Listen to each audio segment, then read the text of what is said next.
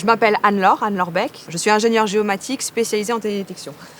Et je travaille chez Argance depuis bientôt 5 ans. Mon poste a pas mal de facettes. Il y a une partie, la première et celle qui, je pourrais dire, est très intéressante. Vous avez à chaque fois une demande client bien spécifique qui est adaptée à son problème, qui est soit un problème très spatialisé ou qui correspond à une situation très spéciale dans le temps ou à un phénomène terrestre très spécial. Et il faut que vous arriviez à apporter une solution innovante, d'où l'esprit créatif, en fonction de ce problème, avec les données et le matériel que vous avez à disposition. Quand c'est des gros projets, il faut manager les différents scientifiques qui travaillent sur le projet, organiser les plannings de production. Et il y a la partie ensuite qu'on appelle outreach, qui est la partie communication. Et donc là, effectivement, quand on a un projet, il faut aller le présenter nos résultats, nos études, le confronter aussi à d'autres scientifiques et d'autres points de vue. Donc ça se fait au sein de symposiums ou de conférences, de workshops. Moi, j'ai toujours eu un parcours qui était très orienté scientifique. Les mathématiques, la physique, la bio, ça a toujours été quelque chose qui m'a orientée pendant le collège, le lycée. Et après mon bac, du coup, scientifique, j'ai décidé de partir en prépa, une prépa bio pour faire vétérinaire.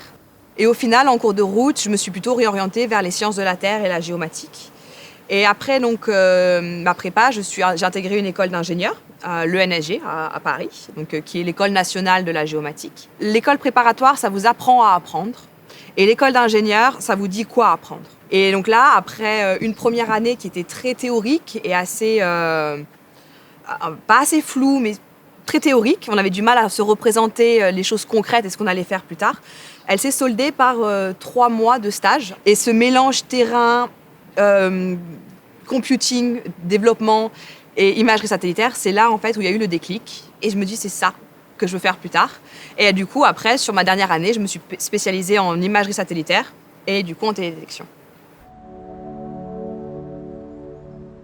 À la fin de mon stage de dernière année, effectivement, on envoie quelques CV, mais c'est un petit monde. Il y a beaucoup de communication aussi entre les entreprises qui partagent les CV des offres qu'ils reçoivent. Et donc, c'est la boîte qui m'a contactée et qui m'a dit, écoutez, votre profil nous intéresse et ils avaient quelque chose pour vous.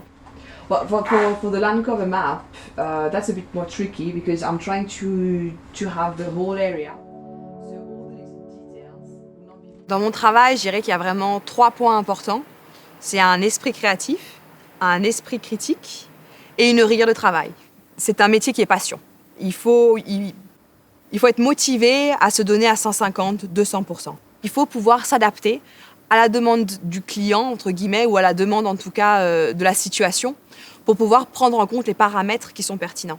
Donc il faut une certaine souplesse, tout en trouvant une rigueur de travail. Tout ce que je peux dire, c'est qu'il ne faut pas se prendre la tête.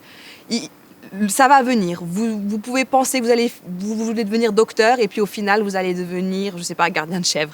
C'est l'expérience de la vie qui va donner en fait à chacune des nouvelles expériences, à chacun des stages, à chaque personne que vous rencontrez, vous arrivez à mieux définir en fait le champ de ce que vous voulez faire.